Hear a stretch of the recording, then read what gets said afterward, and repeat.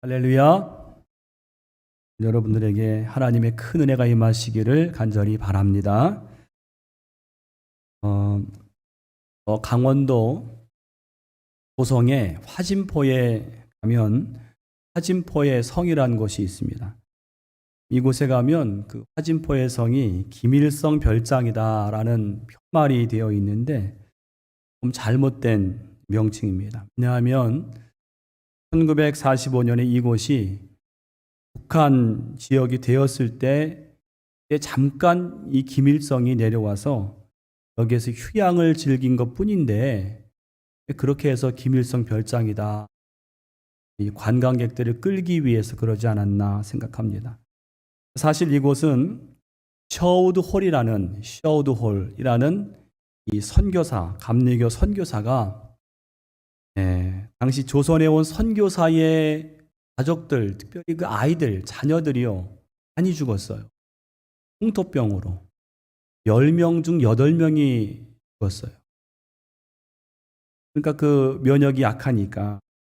그래서 그들을 보호하기 위해서 독일의 한 건축가의 도움을 받아가지고 지은 예배당과 요양시설이 지금의 그 화진포성입니다.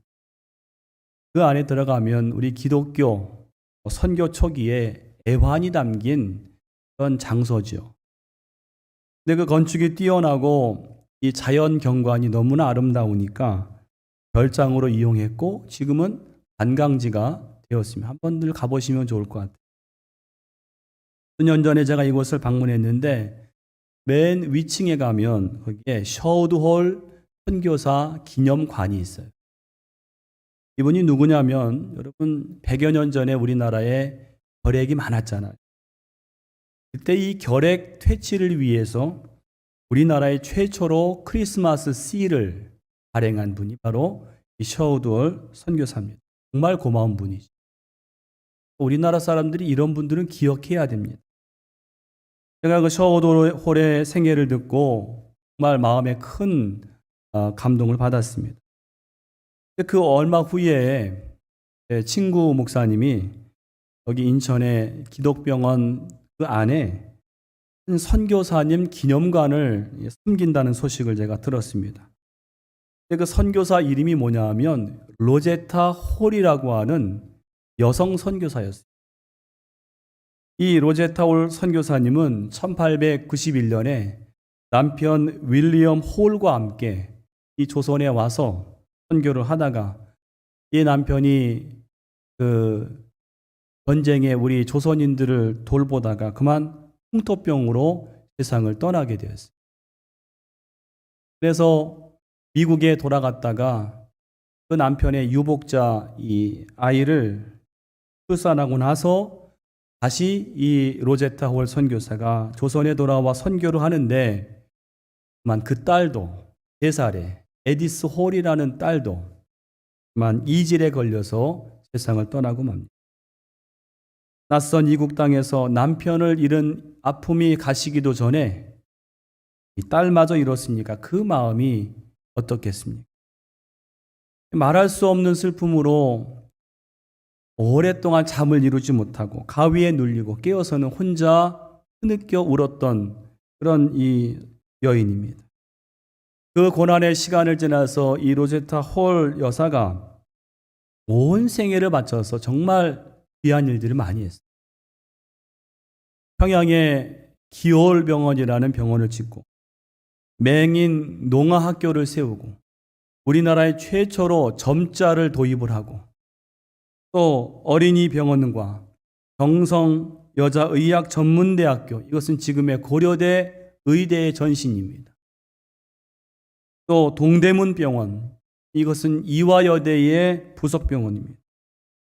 인천의 기독병원, 인천 간호보건 전문대학, 이 모든 것 여러분 하나만 해도 대단한데 우리 조선인들의 영육을 구원하기 위해서 43년 동안을 쏟아부었어요. 전 생애를 헌신하신 것입니다. 나중에 제가 놀란 사실이 이 로제타 홀 선교사가 서두에 말씀드린 결핵 퇴치에 앞장섰던 셔우드 홀 선교사의 어머니였던 제가 이 두 분이 어머니와 아들이었다는 사실에 한번 놀라고 큰 감동을 받았습니다. 그래서 여러분 서울 마포에 양화진 선교사 묘역이 있는데 거기 묘를 한번 제가 가보고 싶더라고요. 여기 찾아갔습니다. 그랬더니 거기에 선교사 가족이 일가족이 다 거기에 묻혀요. 아버지 윌리엄 홀, 그 아내 로제타 홀, 그 아들 쇼드 홀, 4살 때 죽었던 에디스 홀, 온 가족이 거기에 묻혀 있습니다. 여러분, 이렇게 귀한 헌신이 어디 있어요?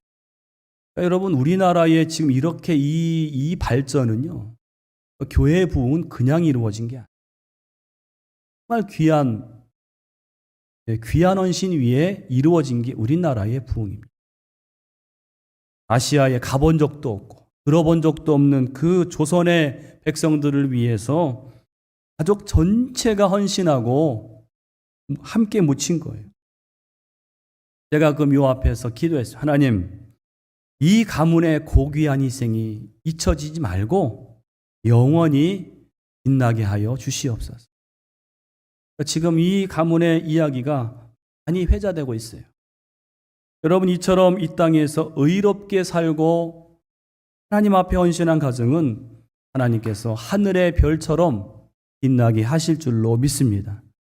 그 의인의 가정의 후손을 복을 주세요. 오늘 우리가 읽은 성경은 하나님 앞에서 의롭게 살아간 그 사람의 의인의 가문을 하나님께서 책임져 주시는 내용이 오늘 본문의 내용입니다.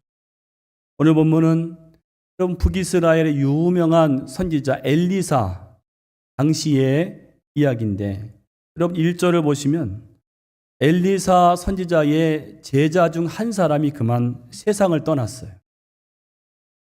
그런데 그 남은 가족이 빚을 져서 이 채무로 가정에 큰 위기를 맞게 됐습니다.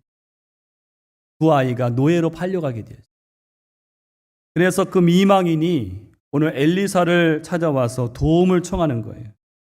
근데 오늘 이 미망인이 와서 도움을 청할 때 뭐라고 했는가 하면 여러분 1절 보시면 선지자의 제자들의 아내 중에 한 여인이 엘리사에게 부르짖어 이르되 당신의 종 나의 남편이 이미 죽었는데 당신의 종이 여호와를 경외한 줄은 당신이 아시는 바니이다. 여기 보면 여인이 도움을 청할 때 뭐라고 하는가? 당신의 종이 내 남편이 여호와를 경외한 줄은 당신이 아시는 바니이다. 내 남편이 얼마나 어떤 사람인지는 당신이 더 잘 알지 않습니까? 여러분 이렇게 말할 정도라면 이 남편은 정말 의롭고 진실하게 살았던 그런 사람이에요. 여러분 요컨대 이 가정은 의인의 가정이었어요. 하나님을 경외하는 충성된 종의 가정이었습니다. 그런데 그만 그 남편이 죽고 그 의인의 가정에 남은 가족들이 지금 그 아이들이 노예로 팔려갈 이 위기에 처했을 때 어떤 자세와 믿음을 가지고 이 위기를 극복을 했는가? 오늘 몇 가지로 함께 은혜를 나누기를 원합니다. 첫 번째로는 무슨 일이든 염려하지 말고 다 아뢰라는 거예요. 그럼 무슨 일이든 염려하지 말고 다 아뢰라. 오늘 본문에 여러분 두 가지 귀한 사실이 있어요. 하나는요, 하나님을 위해 산 의인의 가정이 어려움을 당할 때, 의인의 가정이 어려움을 당할 때 하나님은 결코 그 의인의 가정을 내버려 두시거나 가만히 계시지 않는다. 어떻게 하실까요? 하나님은 그 어려움 당한 의인의 가정을 지켜주시고 위로와 축복을 준비하는 것을 여러분 믿으시기를 바랍니다. 여러분 성경 말씀 시편 37편 25절에 보니까 이런 말씀이 있어요. 의인이 버림을 당하거나 그의 자손이 걸식하도록 내버려 두지 않으신다. 의인의 자손은 걸식하도록 내버려 두지 않으신다. 또 한 가지 귀한 사실은 하나님이 이 의인의 가정을 위해서 정말 놀라운 위로와 축복을 준비하셨는데 하나님이 준비하신 그 위로와 축복을 내 것으로 경험하기 위해서는 무엇이 필요하냐? 기도가 필요하다. 기도가 필요해. 그런데 그냥 기도가 아니라 오늘 말씀 보니까 이 기도는 무슨 일을 당하든지 염려하거나 주저하거나 계산하지 말고 즉시로 하나님께 다 아뢰는 거예요. 다 아뢰는 거예요. 여러분 오늘 1절 다시 한번 보세요. 이 여인이 엘리사에게 뭐라고 하는가 다시 한번 보시면 우리 한번 같이 읽어보겠습니다. 1절입니다. 선지자의 제자들의 아내 중에 한 여인이 엘리사에게 부르짖어 이르되 당신의 종 나의 남편이 이미 죽었는데 당신의 종이 여호와를 경외한 줄은 당신이 아시는 바니이다.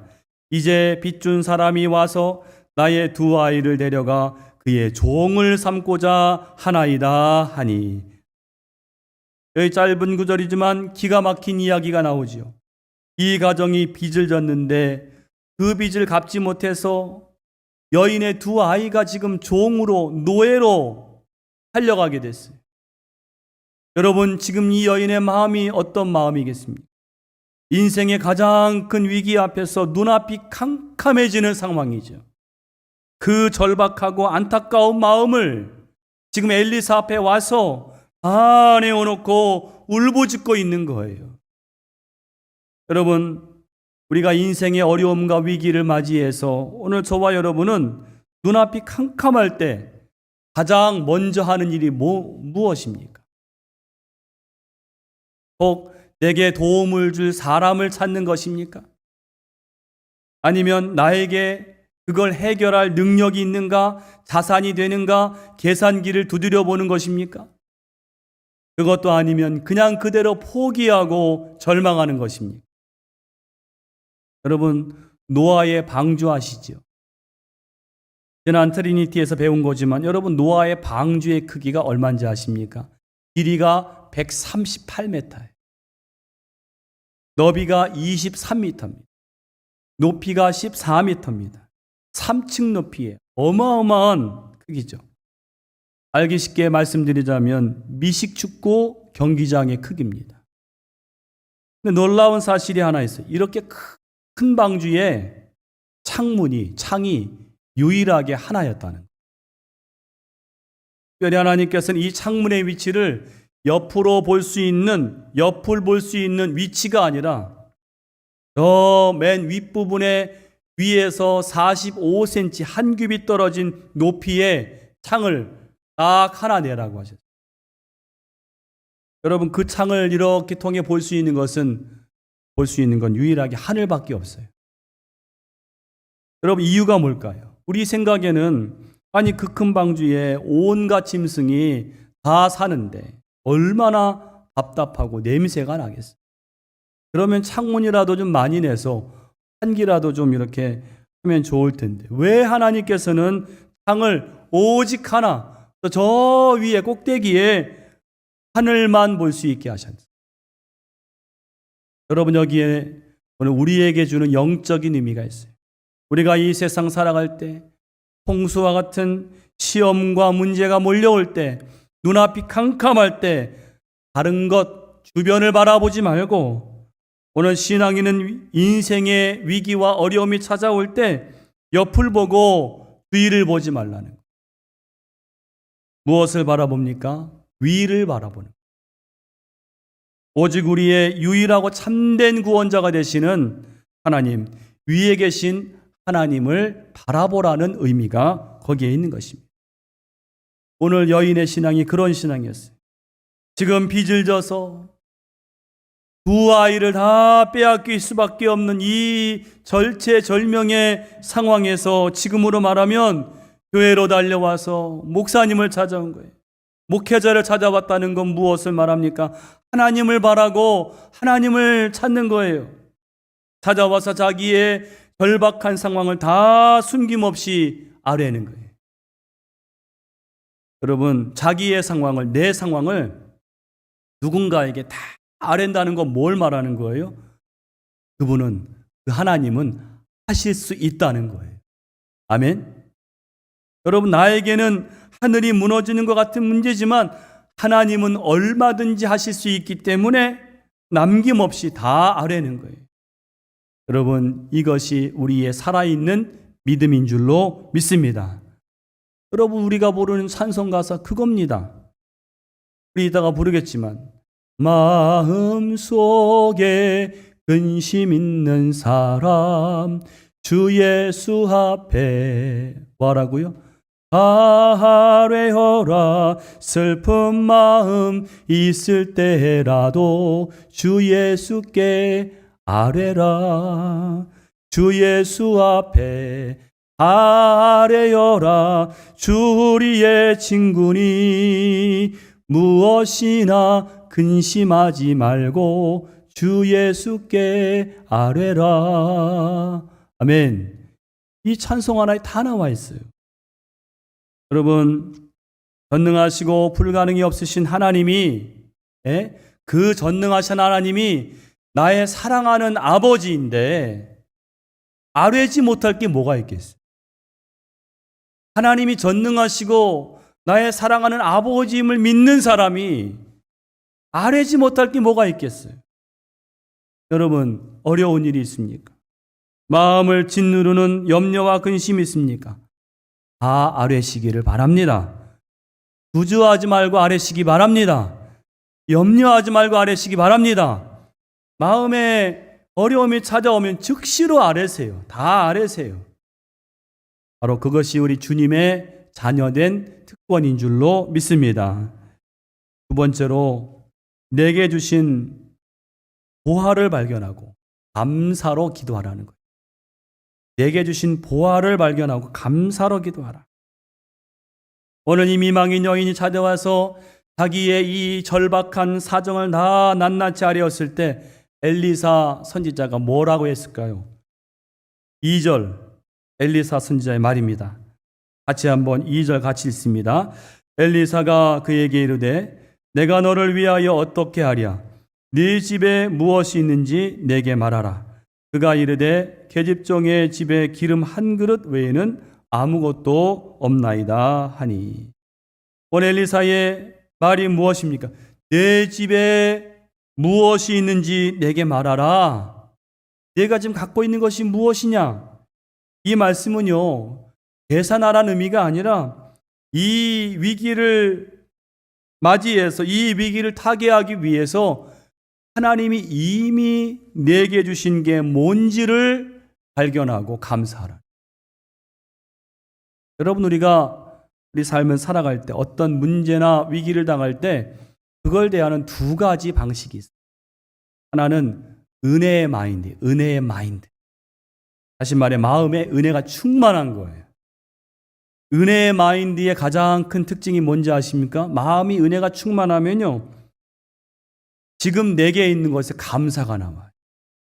만족이 나와요. 기뻐하게 되어 있습니다. 이게 귀하구나. 이것도 귀하구나. 이게 감사한 것이구나. 은혜가 넘치면 그걸 발견해요. 제가 지난 8월에 우리 교회에 부임했는데 제 마음에 가장 우리 교회에 와서 가장 제 마음에 크게 와닿았던 게 뭐냐면 정말 이 교회에 귀한 게 참 많구나. 귀한 게 많다. 먼저 우리 이렇게 교우들을 뵈니까 참 우리 교우들의 특징이 조용하고 점잖으세요. 귀한 겁니다. 사도 바울이 저 베레아라는 곳에 들러서 전도한 후에 그 베레아에 대해서 나중에 말하기를 그 베레아 사람들은 참 신사적이다. 그렇게 말한 게 있습니다. 바로 우리 교회 교우들이 그러신 것 같아요.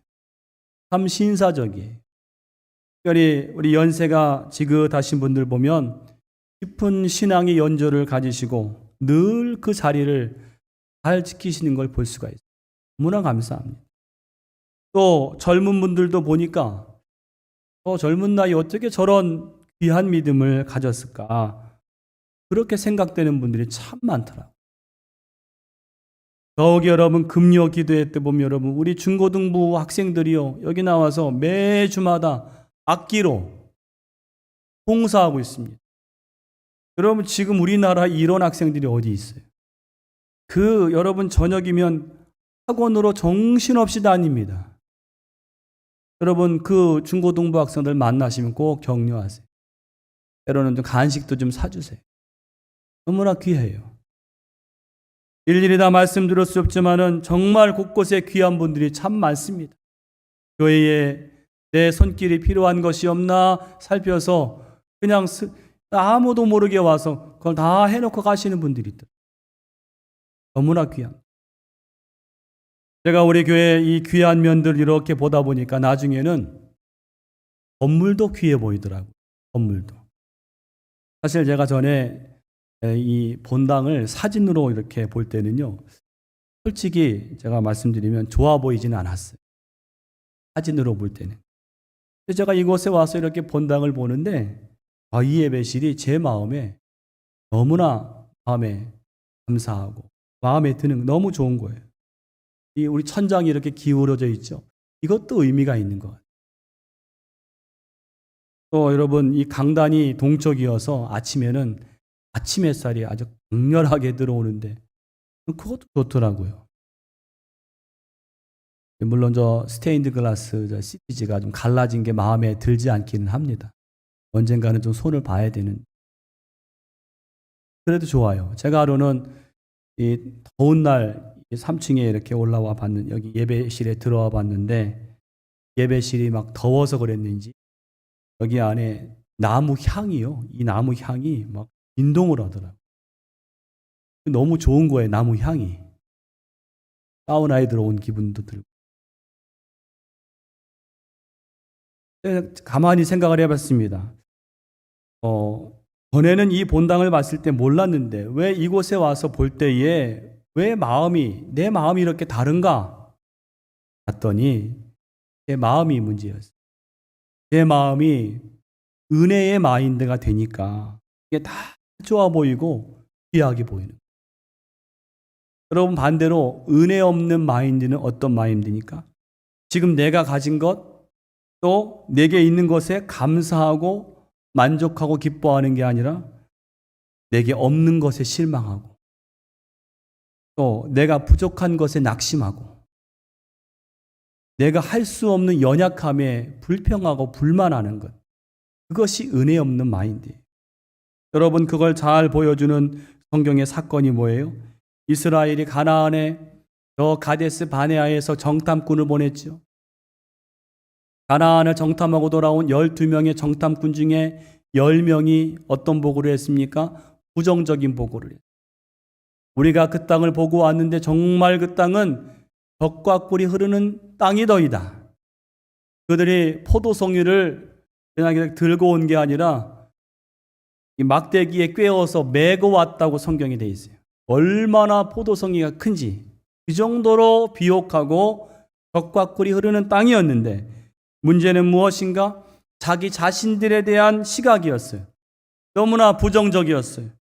그들 말이 저 가나안 성읍은 너무나 크고 견고하고 거기에 사는 사람들은 다 거인인데 우리는 메뚜기에 불과합니다. 우리는 그냥 메뚜기입니다. 우리에게는 그들을 이길 아무것도 없습니다. 아무것도. 아무 힘도 없습니다. 여러분 보세요. 이스라엘에 정말 아무것도 없습니까? 그들에게 아무것도 없습니까? 그들이 애굽을 나올 때 10가지 재앙을 통해 나온 10가지 재앙이 어떻게 생겼고 누가 만들었습니까? 그들이 홍해를 어떻게 건넜고 그 홍해를 누가 갈랐습니까? 그들이 물이 없을 때 그 물을 내서 마른 목을 죽여 그 물을 누가 냈습니까? 하나님이 하셨죠. 하나님이 그들과 함께 계시잖아요. 그들에게는 하나님이 계시잖아요. 세상 그 어떤 왕보다도 그 어떤 군대보다도 강력한 하나님이 그들에게 계신. 우리에게는 아무것도 없습니다. 우리는 메뚜기입니다. 그래서 그들은 그 불신앙 때문에 광야에서 다 죽었습니다. 우리는 불신앙을 가지면 안 됩니다. 반면에 두 사람 갈렙과 여호수아는 뭐라고 말했습니까? 그 땅에 아무리 강한 자들이 있다 할지라도 전혀 문제가 되지 않습니다. 그들은 우리의 밥입니다. 밥이라고 그랬어요. 밥이라고. 왜요? 그들에게는 우리에게는 그들에게 없는 것이 있다는 거예요. 그래서 여러분 민수기 14장 9절에 보면 여호수아가 이렇게 말합니다. 그 땅 백성을 두려워하지 말라. 그들은 우리의 먹이라. 그들의 보호자는 그들에게서 떠났고 여호와는 우리와 함께 하시느니라. 아멘. 누가 함께 하신다고요? 여호와는 우리에게는 그 어떤 것보다도 크고 강하신 하나님이 우리에게 있다는 거예요. 여러분, 내 삶을 돌아볼 때 나에게 없는 것 가지고 불평하지 마. 내가 못하는 것 가지고 불만 갖지 마세요. 내 가정, 내 자녀에게 없는 것 가지고 여러분 불만 갖지 마세요. 그것 바라보지 마시고 나에게 오늘 있는 것, 내 가정에 있는 것, 내 자녀들 건강한 것, 참으로 귀하게 자라는 것, 그것 가지고 여러분 감사하고 기뻐하시기를 바랍니다. 그럴 때에 위기를 넘어설 수 있는 마지막 세 번째로 믿음의 그릇을 조금 말고 많이 준비하라. 믿음의 그릇을 조금 말고 많이 준비하라. 앞서 말씀드린 것처럼 오늘 본문에서 어려움 당한 이 위기 당한 이 문제의 제자의 가정을 하나님께서 귀하게 보시고 그들을 위해서 위로와 축복을 준비하셨는데 여러분 그 복을 주시기 위해서 엘리사가 이 여인에게 하는 말이 있어요. 3절 4절입니다. 3절 4절 같이 한번 읽어보겠습니다. 3절 4절입니다. 이르되 너는 밖에 나가서 모든 이웃에게 그릇을 빌리라. 빈 그릇을 빌리되 조금 빌리지 말고 너는 내 두 아들과 함께 들어가서 문을 닫고 그 모든 그릇에 기름을 부어서 차는 대로 옮겨 놓으라 하니라. 엘리사가 여인에게 말하기를 그릇을 빌려라. 그릇을 빌리되 조금 빌리지 말고, 이 말은 뭐예요? 할 수 있는 대로 많이 빌리라. 할 수 있는 대로.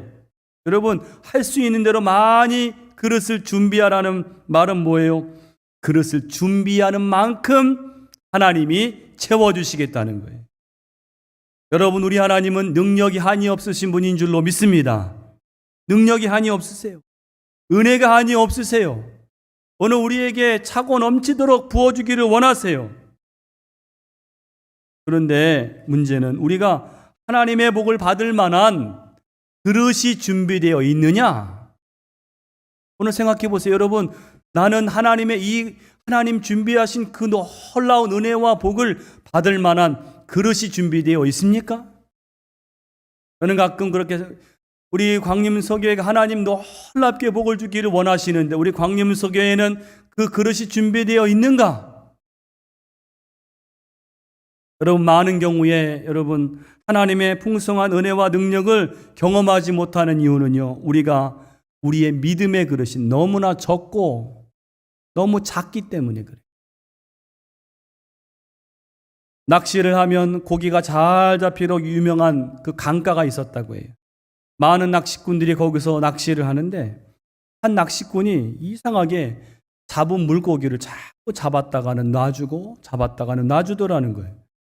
옆에서 이걸 보던 다른 사람이 그 사람이 왜 그런가? 처음엔 그냥 재미로 방생하나 보다 했는데 가만히 보니까 작은 물고기들은 통에 넣고 큰 물고기들은 다 놔주더라는 거예요. 그래서 이유가 궁금해서 물었어요. 아니 왜 작은 물고기만 잡고 큰 물고기는 다 놔줍니까? 이렇게 물었더니 그 낚시꾼 대답이 뭔지 아십니까? 우리 집에 있는 프라이팬이 작아서 그 큰 물고기는 들어가지가 않아.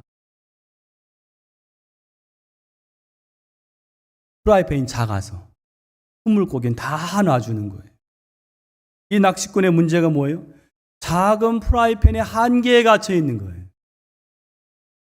큰 프라이팬으로 바꾸면 얼마든지 그 물고기를 잡아서 먹을 수 있음에도 이게 안 되는 거예요. 이게 오늘 영적으로 우리의 모습이 아니냐는 거예요.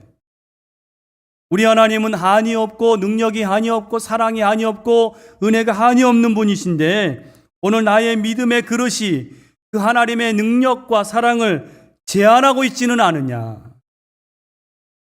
오늘 여러분 내 믿음의 그릇을 넓히시기를 바랍니다. 하나님이 합당하게 내 믿음의 그릇을 넓히세요. 하나님이 부어주실 축복을 믿는 사람처럼 그릇을 조금 말고 많이 빌리는 거예요. 많이 준비하면 많이 준비한 대로 하나님이 채워주실 줄로 믿습니다.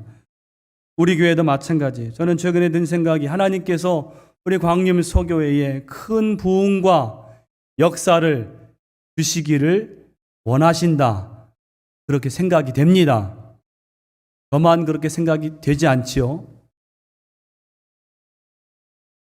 분명한 사실은 하나님이 그 역사와 부흥을 이루시기 위해서 반드시 필요한 게 뭐냐? 그릇을 준비하는 거예요. 여러분 우리가 다 이 믿음의 한 공동체가 되어서 하나님이 주시고자 하시는 그 역사를 위한 믿음의 그릇을 준비하는 사람. 오늘 하나님께서 우리 다 각자에게 은사를 주셨어요. 은사를 주셨어요. 은사라는 거는 내가 잘하는 거예요. 아무리 해도 힘들지 않는 거. 또 여러분 이렇게 보면 이렇게 교회에 보면 이렇게 내 마음에 거슬리는 게 있어요. 그건 좀 저렇게 되면 좋겠는데 그게 은사예요. 하나님 여러분을 부르신 은사예요. 그건 다른 사람에게 안 보입니다. 지난주에도 노방전도를 나갔다고 했는데 여러분 요즘에 여러분 교회들 노방전도 나갑니까? 그렇지 않고 하면 구박 받기 일쑤고. 근데 우리 교회 그런 분들이 계시더라고요. 귀한 거예요. 은사입니다. 또 여러분 예배의 자리마다 꼭 자리를 지켜서 기도하시는 분들. 그것도 은사예요. 기도의 그릇입니다. 기도의 그릇을 준비하는 거예요. 또 오늘부터 우리가 이제 주일 애찬을 재개하는데 여러분 교회 공동체가 이렇게 굴러가려면 많은 봉사의 손길들이 필요한데 여러분 이름 없이 봉사하고 수고하는 것 그것도 섬김의 그릇을 넓히는 것입니다. 다 그릇을 준비하시는 거예요. 오늘 여러분 본문에 보니까 여인이 엘리사의 말대로 그릇을 많이 빌려서 아들과 함께 문을 닫고 들어가서 기름을 부었어요. 어떻게 되었는가? 여러분 6절 보세요. 6절 보시면 그릇에 다 찬지라. 여인이 아들에게 이르되 또 그릇을 내게로 가져오라 하니 아들이 이르되 다른 그릇이 없나이다. 아니 기름이 곧 그쳤더라. 준비한 만큼은 다 채워주셨다. 이것이 하나님의 역사인 줄로 믿습니다. 우리 광림서교회 여러분 위해서 기도 많이 해주시고 앞으로 총력전도도 있는데 여러분 여기에 한 사람 적고 기도하고 그것도 믿음의 그릇을 준비하는 거예요. 믿음의 그릇을 준비하는 자만이 하나님께서 그 그릇을 채우시는 놀라운 역사를 경험하게 된다. 이 놀라운 역사의 주인공들이 다 되시기를 간절히 축원합니다. 기도하겠습니다. 하나님 감사합니다. 저희를 구원하신 것도 감사한데 우리의 선한 목자가 되셔서 우리가 인생을 살아갈 때 문제를 당하고 어려움을 당할 때 하나님 우리에게 많은 위로와 축복을 준비하신 줄로 믿습니다. 문제를 당할 때 위기 때에 하나님께 우리의 믿음을 보여드리게 하여 주시옵소서. 믿음의 그릇을 많이 준비하게 해 주시옵시고 하나님의 놀라운 역사를 경험하는 우리의 가정과 우리의 교회가 되게 하여 주시옵소서. 예수님의 이름으로 기도하옵나이다.